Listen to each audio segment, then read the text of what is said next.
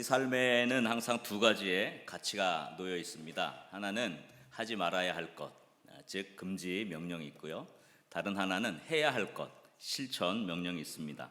하나님이 사람을 창조하셨을 때 제일 먼저 모든 만물을 다스리고 정복하고 모든 것들을 할 수 있는 가능성, 무한한 능력, 그것을 하나님께서 주셨습니다. 그래서 하나님께서 사람에게 명령하신 첫 과제는 이것이었습니다. 창세기 1장 27절에 보면 하나님이 자기 형상 곧 하나님의 형상대로 사람을 창조하셨다. 남자와 여자를 창조하셨는데 28절에 보니까 이렇게 말씀했습니다. 하나님이 그들에게 뭘 줬다고요?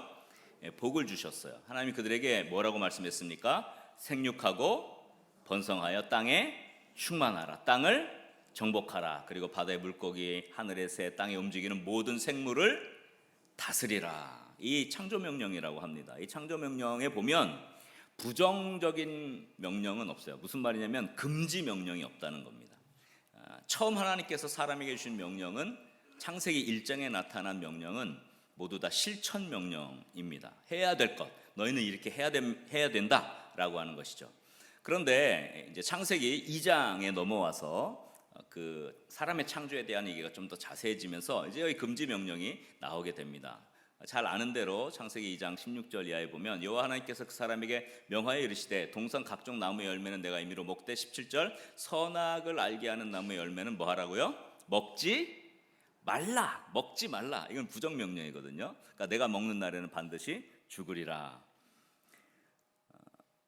하나님께서는 처음에 창조 명령을 주셨을 때 금지, 즉 금지 뭐 하지 말라라고 하는 명령을 주시지 않고 너희가 실천해야 될 것, 하나님의 형상으로 실천해야 될 게 뭐냐를 말씀해 주셨습니다. 그러니까 실천 명령을 사람은 먼저 받고 그렇게 창조된 거다. 이것이 창조의 원리입니다. 그리고 두 번째로 금지 명령을 주셨는데 사실 이 금지 명령을 사람이 어김으로써 인류의 죄가 들어오게 되고 또 죽음의 또 고통의 질고의 수많은 죄의 결과들이 우리에게 오지 않았습니까? 그래서 사람이 금지 명령을 받고 금지 명령을 어기게 된 거죠. 왜 그랬을까요? 금지 명령이 갖고 있는 힘 때문에 그렇습니다. 신기하게도 하지 말아야 할 것, 금지 명령에 집중하면 잘 실패하기가 쉽습니다. 여러분 다이어트 해야지 결심을 하고서 제일 먼저 뭘 합니까? 먹지 말아야 될 것의 목록을 정합니다. 그죠? 먹지 말아야 할 것, 기름진 거, 고기, 이런 거, 아이스크림, 빵 적어 놓으면 적어 놓을수록 생각이 나요. 그 희한해. 사람이 그렇게 돼 있어요. 하지 말아야지 하면 그게 우리를 더 사로잡아요. 그래서 사실 다이어트에 성공하는 사람들은 먹지 말아야 할 것의 목록을 적는 게 아니라 내가 먹어야 할 것의 목록을 적어야 성공한대요. 그래서 건강한 음식, 내가 먹어야 할 걸 적으랍니다. 그러니까 하지 말라 그러면 이상하게 사람은 자꾸 그걸 더 하고 싶어지는 이 욕구가 있는 거예요. 그래서 우리 삶에 하나님께서도 실천 명령, 금지 명령을 주셨는데 이건 다 필요가 있지만 하나님께서 주신 명령이 사실은 똑같이 연결돼 있어요. 근데 실천 명령에 우리가 마음을 둘 때 훨씬 그 말씀을 따라 순종하기가 쉽다는 것이죠. 선악을 알게 하는 나무의 열매를 먹지 말라 했을 때는 그것이 보암직도 하고 먹음직도 하고 지혜롭게 할 만큼 탐스럽게 보이는 게 이게 사람의 본질인 거예요. 그걸 가르쳐 주는 것이죠.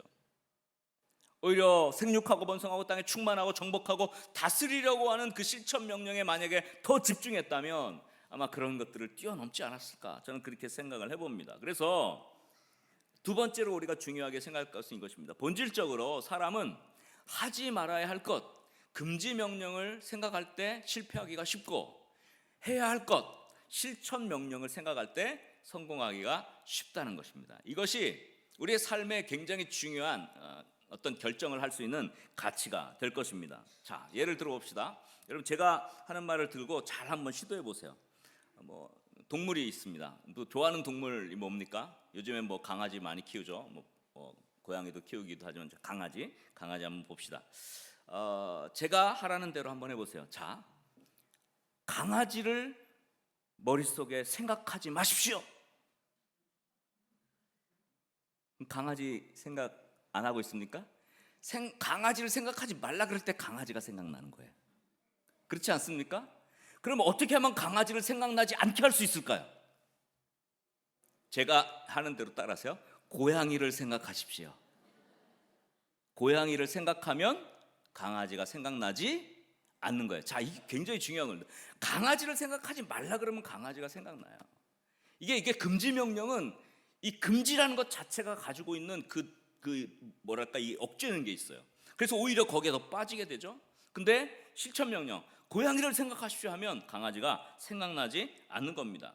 그래서 사람은 하지 말라고 하면 오히려 강조하는 효과가 나는 거예요.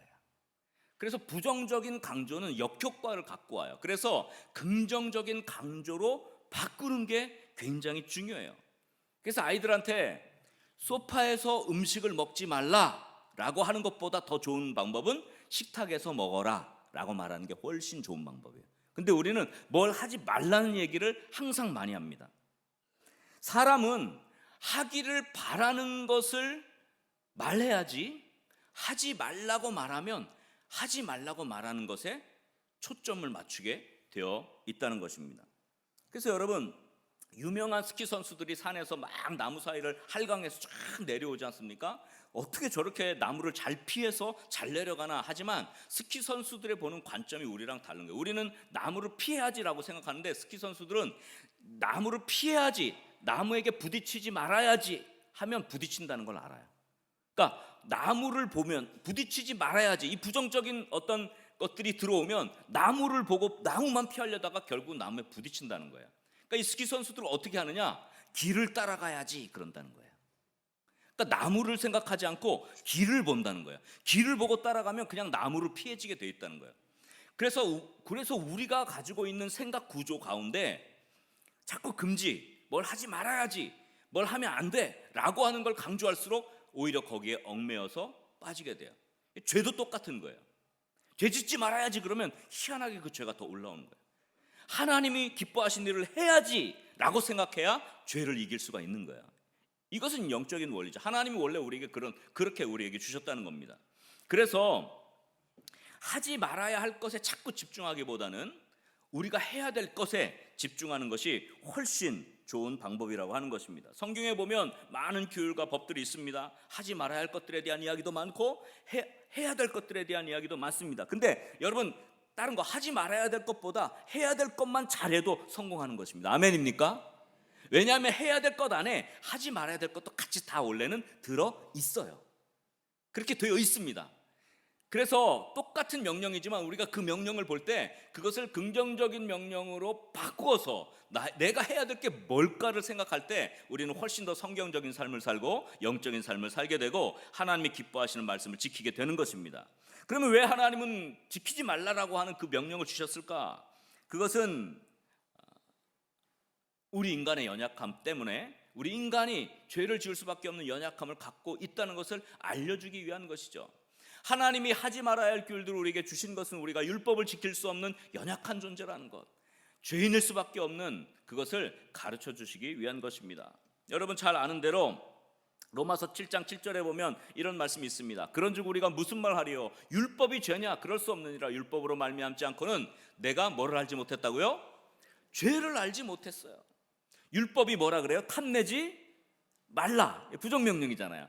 그럴 때 탐내지 말라라는 명령이 내가 어떻게 해요? 탐심을 알게 되는 역할을 했다는 거예요. 이 명령 때문에 탐심을 알게 된 거죠. 탐내지 말라 하지 아니했다면 내가 탐심을 알지 못하였으리라, 그렇게 말하지 않습니까? 그래서 로마서 3장 20절에 사도 바울은 또 이렇게 얘기합니다. 그러므로 율법의 행위로 그의 앞에 의롭다 하심을 얻을 육체가 없나니 율법으로는 뭘 깨닫는다고요? 죄를 깨닫는 거예요. 이 금지 명령을 주신 목적은 너희의 연약함을 알라, 너희의 죄악됨을 깨달아라 라고 해서 하나님이 금지 명령을 주신 거예요. 십계명에 대해서도 많이 살펴보면 그렇게 생각할 수 있어요. 십계명 보십시오.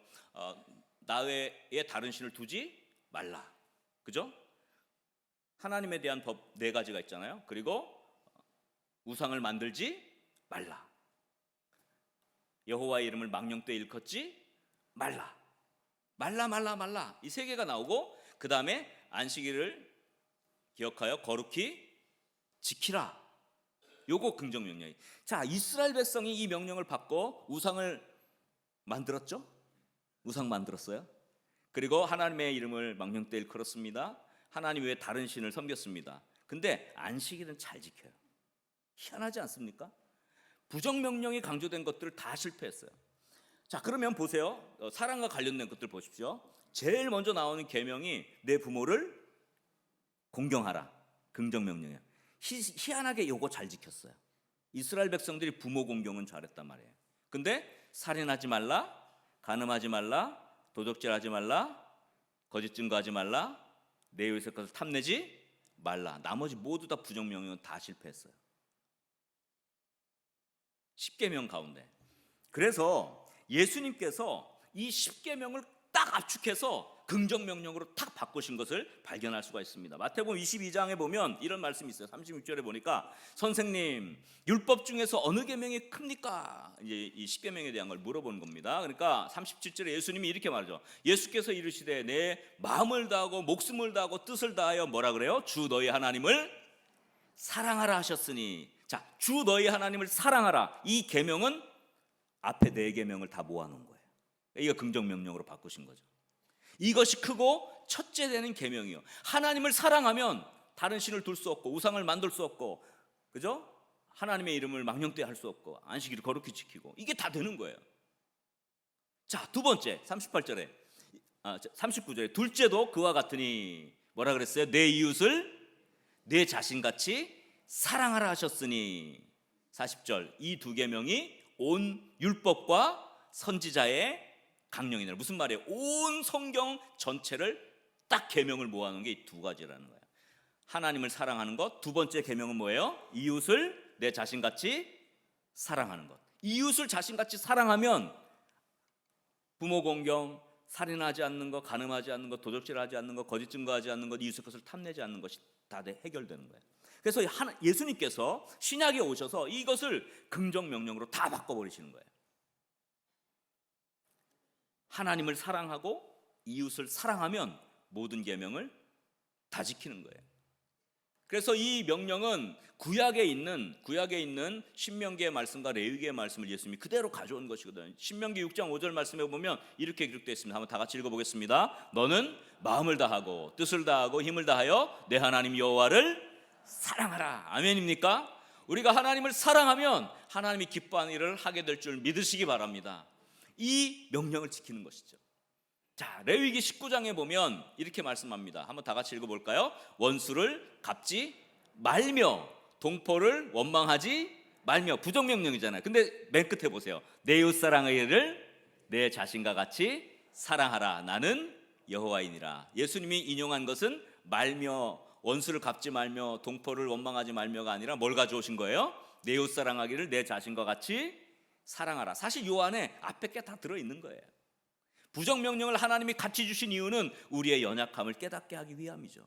그럼 우리는 어디에 포커싱을 맞추면 돼요? 하지 말라보다는 하는 것에 포커싱을 맞추면 하나님의 뜻을 우리는 실천할 수 있고 하나님의 마음에 합한 성경의 사람들이 되어지는 것입니다. 그래서 예수님이 우리에게 주신 것은 뭡니까? 간결하게 20계명을 정리하신 것이죠. 예수님은 무엇을 금지하는 것이 아니라 뭐 하는 거예요? 사랑하는 실천. 이것이 토라, 율법에 대한 최고의 해석이라고 말씀하고 있는 것입니다. 자, 그래서 마지막 세 번째 중요한 단서입니다. 이건 한번 따라합시다. 진정한 말씀 순종은 금지 명령보다 실천 명령을 지키려 할 때 완성된다. 자, 이것이 중요한 것이죠. 자, 예수님 당시 바리새인들은 하나님의 말씀을 지키려고 헌신했는데 바리새인들의 특징은 뭐냐 하면 금지 명령에 초점을 맞추고 살았다는 거예요. 하지 말아야 될 것, 뭐 이것도 안 되고 저것도 안 되고 이렇게 하면 안 되고 저렇게 하면 안 되고, 여기에 초점을 맞추고 살아가다 보니까 외식하는 사람들이 된 거예요. 물론 그들은 하나님의 말씀을 지키려고 노력했던 사람들이었지만 금지 명령에 초점을 맞추니까, 왜? 금지 명령은 지킬 수가 없는 게 너무 많거든요. 그러니까 어떻게 돼요? 자꾸만 그거를 이렇게 약화시키죠. 합리화시켜요. 그래서 사실은 하나님의 말씀을 정확하게 지키지 못하게 만드는 거예요. 그래서 예수님께서 그들의 삶을 꾸짖으시고 해야 될 것에 대한 이야기를 하시는 것을 발견할 수가 있습니다. 예수님이 태어나시기 전에 가장 유명하게 활동했던 가장 위대한 랍비 중에 두 명을 꼽습니다. 한 명은 힐렐이라는 사람이고 한 명은 샴마이라는 사람이에요. 그래서 이 두 바리새파 계열의 가장 강력한 율법 학자들, 랍비들이 생겨났는데 힐렐 학파를 만들게 됐고 샴마이라고 하는 학파를 만들게 됐습니다. 그 중에 영향력을 끼쳤던 힐렐이라고 하는 사람이 황금률, 율법 전체를 한마디로 하면 뭐냐? 이 황금률을 설명을 했습니다. 이렇게 설명을 했어요. 힐렐이 한 이야기입니다. 그러니까 이 힐렐이 주로 주전 30년부터 주후 10년 정도까지 활동하셨으니까 예수님 태어나셨을 때도 한참 활동했던 그런 랍비거든요. 이 사람이 이렇게 얘기해요. 내가 싫어하는 것을 주변 사람에게 행하지 말라. 이것이 토라 전체이고 나머지는 주석에 불과하다. 이렇게 얘기했어요. 자, 모든 성경에 나온 율법 계명들을 한마디로 딱 압축하면 네가 싫어하는 것을 뭐 하지 말라는 거예요? 주변 사람에게 행하지 말라. 이것이 전체라는 거예요. 자, 이것은 이 힐렐이라고 하는 사람이 정확하게 성경 율법을 잘 분석을 하고 본질을 잘 끄집어냈어요. 내가 하기 싫은 거를 다른 사람에게 하지 않으면 사실 모든 율법을 다 지키는 겁니다. 그런데 이 해석은 부정명령이죠. 하지 말라니까. 그렇잖아요. 자, 보세요. 예수님이 황금률이라고 불리는 성경의 모든 것을 한마디로 압축하면 뭐냐? 그걸 오늘 본문이 주신 말씀이에요. 마태복음 7장 12절 말씀 한번 다 같이 읽어보겠습니다. 무엇이든지 남에게 대접을 받고자 하는 대로 너희도 남을 대접하라. 이것이 율법이요 선지자니라. 아멘입니까? 자, 뭐가 달라요? 뭐가 달라요? 자, 바리새파의 핵심적인 태도였던 힐렐은 너희가 하기 싫은 것을 다른 사람에게 하지 말라. 틀린 말 아니에요? 근데 예수님이 이것을 어떻게 바꿨습니까? 남에게 대접을 받고자 하는 대로 남을 대접하라. 예수님이 이 부정명령을 실천명령, 긍정명령으로 바꾸시는 것을 볼 수 있어요.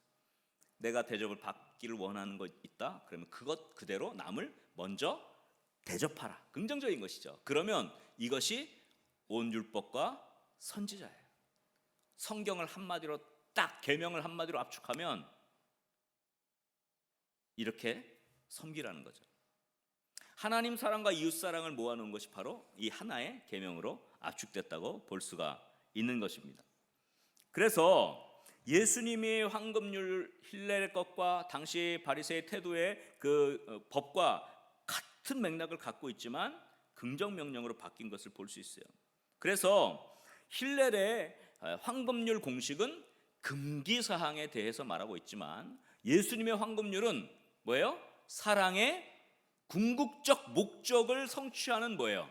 실천 사항에 대해서 말하고 있는 것입니다. 이에 대해서 사도 바울이 이렇게 말씀하죠. 로마서 13장 8절 이하에 보면 이렇게 말씀했습니다. 피차 사랑의 비대에는 아무에게든지 아무 빚도 지지 말라. 남을 사랑하는 자는 율법을 다 이루었느니라. 9절 잘 보세요. 자, 이제 율법에 대한 해석이 나옵니다. 자, 뭐라 그래요? 간음하지 말라. 부정명령이죠. 살인하지 말라. 도둑질하지 말라. 탐내지 말라 한 것과 그 외에 다른 계명이 있을지라도 내 이웃을 내 자신과 같이 사랑하라 하신 그 말씀 가운데 어떻게 해요? 다 들어있는 거예요. 무슨 말씀인지 알죠? 그러니까 자꾸 말라 하지 말라는 거예요. 이웃 사랑하라 쪽에 이 안에 다 들어있는데 자꾸 부정명령에 우리의 마음을 뺏기지 말라는 거예요. 그러면서 10절에 이렇게 말씀하죠. 한번 다 같이 읽어보겠습니다. 사랑은 이웃에게 악을 행하지 아니하네. 그러므로 사랑은 율법의 완성이니라. 사랑하면 율법을 완성한다. 사도 바울은 이 예수님의 해석을 그대로 가져와서 여기에서 이웃사랑에 대한 이야기를 정리하고 있는 것입니다. 우리는 가정에서나 교회에서나 직장에서 이런저런 요구들을 하게 됩니다. 그런데 대부분이 금지 명령에 해당돼요. 자녀들에게 이거 하지 말라, 저거 하지 말라. 교회 다른 봉사들에게 이거 하지 말라, 저거 하지 말라. 직장에서도 이거 하지 말라, 저거 하지 말라. 하지 말라는 게 너무 많아요. 근데 그 하지 말라는 이야기가 사람을 변화시키거나 사람을 살리거나 사람에게 용기를 주거나 하지 못한다는 거예요. 그래서 그리스도인들은 가능하면 하지 말라는 이야기를 안 하는 게 훨씬 성경적 삶을 사는 거예요. 예수님 닮은 삶을 사는 것입니다. 하라는 것을 잘하는 게 되게 중요한 것이라 할 수 있습니다. 왜냐하면 금지 명령의 방식은 사람을 자꾸 수동적으로 만들어요. 경직시킵니다. 그래서 예수님께서는 이 율법의 금지 명령을 바꾸어 가지고 긍정적인 실천 명령으로 우리의 방향을 재설정하게 하신 게 바로 예수님께서 이 땅에 오셔서 율법을 제정해 하신 방법이에요. 우리가 죄짓지 않으려는 수동적 순종이 아니라 사랑을 실천하려는 능동적 순종을 하기를 원하셨기 때문입니다. 아멘입니까? 그래서 우리는 하지 말라라는 말을 앞으로 좀 안 했으면 좋겠어요. 무엇을 좀 합시다 라고 하는 게 훨씬 좋을 것 같습니다. 왜냐하면 우리 삶에서 언어를 재정비하는 것이 굉장히 중요하기 때문에 그래요. 그래서 가정에서도 제가 생각을 해봤어요. 얘들아 TV 보지 마. 이것보다는 지금 우리 성경 볼까? 라고 하자는 쪽으로 바꾸는 게, TV 보지 마 그러면 그 아이들의 마음 가운데 TV를 보는 것이 좀 그러네 하지만 그 순간 자기는 기분이 상해요. 왜냐하면 하지 말라는 것은 나를 지적하는 것과 똑같기 때문에. 그렇지 않습니까? 나를 지적하면 그게 잘못된 일이라도 사람은 자꾸 반발심이 나게 돼 있거든요. 하지마라는 말을 계속 들은 아이들은 반발심이 일어나거든요. 그러니까 뭘 해볼까? 우리 가정예배를 드릴까? 성경을 볼까? 이렇게 하는 것이 훨씬 하지 말라고 하는 것보다 훨씬 좋은 방법이라고 할 수 있습니다. 그죠? 변화는 여기서 일어나죠. 사람들은 항상 무엇을 하자고 할 때 변화가 일어납니다. 하지 말라 그러면 이상하게 사람들의 마음이 상처를 받게 돼요. 직장에서도 마찬가지죠. 이것 좀 그만하세요 보다는 이것 좀 부탁드려요가 훨씬 그리스도적인 언어예요. 아멘입니까? 교회에서도 그래요. 교회에서도 그렇게 좀 하지 마세요. 이렇게 교회에서 하지 말고요. 이렇게 하면 어떨까요? 라고 하는 게 훨씬 성경적이라고 할 수 있습니다. 교회에서 봉사할 때 부정명령보다는 긍정명령이 훨씬 좋은 거예요. 성가대 그 소리 좀 그렇게 내지 마세요 하지 말고 소리를 이렇게 내보세요 하는 게 훨씬 좋은 거예요. 무슨 말인지 이해가 되세요? 교사하면서 선생님 그렇게 하지 마세요 보다는 선생님 이렇게 하세요, 이렇게 합시다가 훨씬 좋은 거예요. 입에 말라 이런 걸 자꾸 붙이지 않았으면 좋겠어요. 제 생각에 이게 예수님께서 가르쳐 주신 방법이에요. 예수님께서 이 모든 그 당시에 이 부정적 명령에 막 집착해 있던 바리새인들을 가지고 너희들 그렇게 하지 말라 그렇게 하지 말라 그렇게 하지 말라 하면서 너희는 그렇게 하고 있지 않느냐, 그러면서 그것을 바꾸어서 이렇게 하라라고 말씀하셨던 이유가 있는 것입니다. 진정한 사랑은 하지 말라고 하는 것보다는 이렇게 하라라고 얘기해 주는 것입니다. 식당에서 잔반 남기지 맙시다, 잔반 남기지 마세요, 이것도 틀린 말이 아니에요. 그러나 잔반 남기지 마세요 부정이잖아요. 그걸 어떻게 하면 좋겠어요? 굶주리는 선교지의 사람들이 많습니다. 음식을 다 깨끗이 드세요. 이게 훨씬 좋은 거예요. 그러니까 교회의 언어는 부정적이면 안 돼요. 교회의 언어는요 긍정적이어야 돼요. 교회의 언어는 하나님의 창조 명령을 담고 있어야 돼요. 죄를 짓는 것에 마음을 자꾸 뺏겨가지고 부정적인 명령의 마음을 뺏기면 우리도 자꾸만 그렇게 가게 돼 있어요. 왜냐하면 인간의 본질이 그 부정을 이길 수가 없기 때문에 그래요. 그래서 우리는 그걸 바꾸어서 예수님처럼 긍정적으로 남에게 대접받고자 하는 대로 남을 대접하라. 이것이 온 율법과 선지자다. 황금률이잖아요. 우리가 삶 속에서 부정적인 사고들을 좀 정리하고 하나님께서 우리에게 주신 우리 하나님의 창조, 하나님의 형상의 본질, 그 실천 명령을 가지고 승리할 수 있는 저와 여러분 될 수 있기를 주의 이름으로 간절히 축원합니다. 모든 금지 명령을 긍정적인 사랑의 실천 명령으로 바꿔야 할 것입니다. 우리의 삶 가운데 노력을 해야 돼요. 왜냐하면 우리는 근본적으로 정신을 안 차리면 자꾸 부정적인 언어를 쓰게 돼 있어요. 금지 명령을 쓰게 돼 있어요. 그래서 이것은 자꾸만 우리가 의도적으로 노력하고 하나님의 말씀의 긍정적인 부분을 찾아서 그것을 실천하려고 노력을 해야 됩니다. 그래서 우리 삶 속에 두 가지 가치가 항상 놓여 있다는 걸 기억하십시오. 하나는 금지 명령, 하나는 실천 명령. 우리가 집중해야 될 것은 실천 명령입니다. 해야 될 것, 여기에만 집중하면 사실은 하지 말아야 할 것을 다 이루게 되어 있습니다. 그렇게 되어 있어요. 모든 율법의 구조가 다 그렇게 되어 있습니다. 하지 말아야 될 것은 우리의 죄를 깨닫게 하기 위한 장치에 불과한 것이죠. 그래서 우리가 하라는 명령을 집중하시고 성경을 읽다가도 하라는 명령이 훨씬 더 집중하시면 우리가 하나님의 말씀대로 따라 살게 되고 더 기쁨이 되게 되는 줄 믿으시기 바랍니다. 그래서 여러분, 말씀을 좀 정리하겠습니다. 우리의 삶의 이 두 가지 가치 가운데 어떤 것을 선택하겠습니까? 이 실천 명령을 선택하는 것이죠. 그래서 모든 금지 명령을 긍정적인 사랑의 실천 명령으로 바꿀 수 있기를 주의 이름으로 간절히 축원합니다. 긍정적인 실천의 언어가 이 사랑에 기초한 언어가 되는 거예요.